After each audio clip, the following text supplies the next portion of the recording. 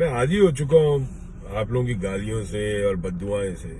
मुझे कोई फर्क नहीं पड़ता है, क्योंकि सत्य ही धर्म है। मैंने शुरू से एक बात कही है, जो सत्य के साथ नहीं है वो धर्म निभा ही नहीं सकता। खैर, जो आज हो रहा है उसके बारे में तो मैं बोल चुका हूँ अपने कई वीडियोस में। 2020 से मैंने बोलना शुरू कर दिया था, जुलाई से, जहाँ तक मुझे याद है। जुलाई अगस्त लोग बाग हंसते थे, लोग बाग तोहमत लगाते थे, लोग बाग चिढ़ाते थे कि अमेरिका को देख, वहां तो 3 लाख मर गए, 4 लाख मर गए। पर जब लोग ही ऐसा सोचते हैं ना, तो फिर उनके साथ भी ऐसा ही होता है। एक बड़ी अजीब सी दुविधा हो गई है आज की तारीख में कि अगर आप सच बोलो तो लोगों को लगता है कि आप सरकार के विरोध बोल रहे हो। और हर दिन एक ऐसा लेवल टच करते हैं जिससे पता रहता है कि देश के अंदर जहालियत आज की तारीख में टॉप शेल्फ पर है। अब इसके आगे क्या होने वाला है ये भी बता देता हूं मैं आप लोगों को। पहली बात तो ये होने वाली है कि सब भूल जाओगे, कोई फर्क नहीं पड़ता। आपको लगता है कि आज की तारीख में देश में बलात्कार नहीं हो रहे, वही स्पीड से हो रहे हैं। लॉकडाउन हो या नहीं हो, बलात्कार नहीं रुकने वाले। एनीवे, जो होने वाला है आने वाले समय में वो ये है कि आर्थिक महामारी, जबरदस्त आर्थिक महामारी। पिछले 3 साल में ऐसे कई बार इंसिडेंट हुए हैं कि आरबीआई से पैसा निकाल लिया गया, बैंक की बैंकरप्ट हो रहे हैं, बैंकों के पास पैसा नहीं है, धंधे पानी पहले ही चौपट हो चुके थे। परिवारों में कितने सदस्य किस परिवार में कम हुए पता नहीं। जिस परिवार का सदस्य कम होता है उसी परिवार को इसका एहसास होता है। बाकी तो सोशल मीडिया पे ऐसे लोग भी हैं बोलने वाले कि ये महामारी पूरी झूठ है, भ्रम है, क्योंकि उनके अभी तक परिवार में से कोई गया नहीं, और मैं चाहता भी नहीं हूं कि ऐसा कुछ हो। मगर एक चीज हुई थी महाभारत में, जब कुरुक्षेत्र में लड़ाई शुरू हुई थी तो कृष्ण भगवान ने कहा था अर्जुन को इस बात के लिए कि तुम सत्य के रास्ते पे चलो। जब इस युग के अंदर अन्याय बहुत ज्यादा बढ़ जाता है, इसके अंदर प्रतिशोध बहुत ज्यादा बढ़ जाता है, तो युग का विध्वंस होना तय होता है। और विध्वंस होने के बाद ही जन्म लेती है नई परंपराएं। तो विध्वंस तो तय है। अपने देश के अंदर बहुत बड़ा इतिहास है, हर युग में हुए हैं विध्वंस, चाहे वो आज़ादी की लड़ाई हो या 1857 हो या उससे पहले हो, विध्वंस हुए हैं। तो ये भी एक विध्वंस होगा। इसके बाद ही नए युग की परंपरा जन्म लेगी, नए लोग आएंगे आगे, लोग समझेंगे क्या सही है क्या गलत है।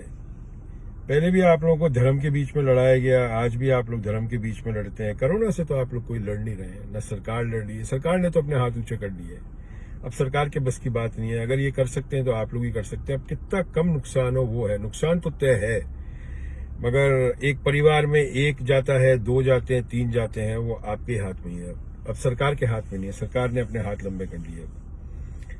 अब देखिए आगे आगे होता है क्या। मेरे हिसाब से तो आने वाले 8 से 10 साल आप लोग इस महामारी से नहीं निकल सकते। अभी तो किसानों की समस्या है, युवाओं की समस्या है, बेरोजगारी है, धंधे चौपट हो गए, हवा दूषित है, मलेरिया डेंगू अभी सब फैलेगा। अभी बारिशों के सीजन आएंगे, उसमें कंफ्यूजन होगा कि इसको मलेरिया है या इसको कोरोना है। तो लोग बात तो सोच सोच के मरने लग जाएंगे। और एक बात याद रखिएगा कि कोरोना जो प्री कंडीशन पेशेंट्स होते हैं ना, उनके ऊपर बहुत जल्दी अटैक करता है। तो अपने देश के अंदर कई लोगों के प्री कंडीशन होते हैं, डायबिटीज होती है, हाई ब्लड प्रेशर होता है, सब होता है, मगर वो लोग इस चीज का ध्यान नहीं देते। वो सबसे ज्यादा जाएंगे, वो सबसे ज्यादा जाएंगे।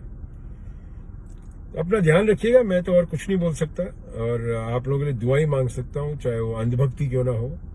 और आने वाले समय में सारी अंधभक्ति उड़नछू हो जाएगी। जब घर में आपके हो सकता है माता पिता नहीं दिखे, भाई बहन नहीं दिखे, तो उड़नछू हो जाएगी। और इसके बाद भी अगर आप लोगों को वोट करने की तमीज नहीं आई, तो चाहे अल्लाह हो या भगवान हो, वो उन्हीं की मदद करता है जो अपनी मदद कर सकते हैं। उनकी मदद कर ही नहीं सकता। आप कितनी गालियां बके मेरे को, कितनी बद्दुआएं दे मुझे, इससे कोई फर्क नहीं पड़ता।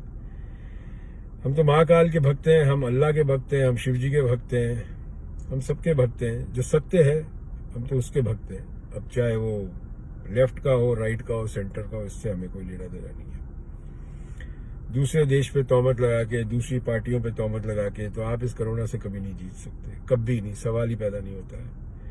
और ये चुनावी सर्कस जो है ना, ये बंद कराने बहुत ज्यादा जरूरी है, क्योंकि पहले तो मुझे याद है कि कोई भी रैली में बुलाया जाता था तो उसको 500-1000 रुपए दिए जाते थे या 200-300 रुपए। अब तो उनको ये बोला जाता है आओ तुम हमारे पास और बाद में जाओगे तो मर जाओगे, तब भी लोग जा रहे हैं। तो इसी को अंधभक्ति बोलते हैं, इसी को जहालियत बोलते हैं, इसी को बेवकूफ़ी बोलते हैं दुनिया में।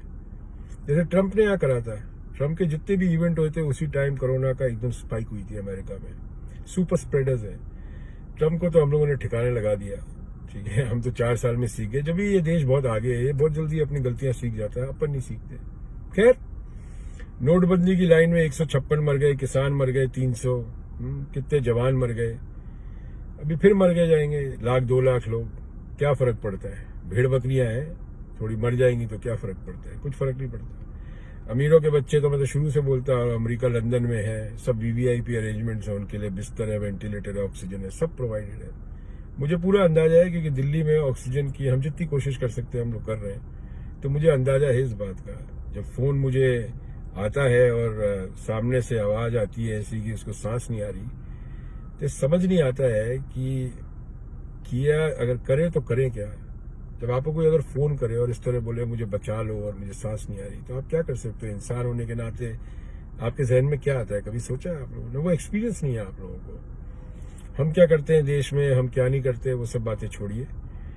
फिलहाल अपनी बुद्धि का इस्तेमाल करिए अगर थोड़ी बची है तो, और अगर नहीं बची है तो भाई कफन बहुत भारी है। आपके नेता की नेतागिरी से कफन बहुत भारी है। समझ जाइए, सुधर जाइए, नहीं तो जो महाभारत में श्री कृष्ण ने कहा था, पूर्ण विध्वंस होने के बाद ही नई परंपराओं का जन्म होता है, तो विध्वंस पक्का ही समझिए। जय हिंद।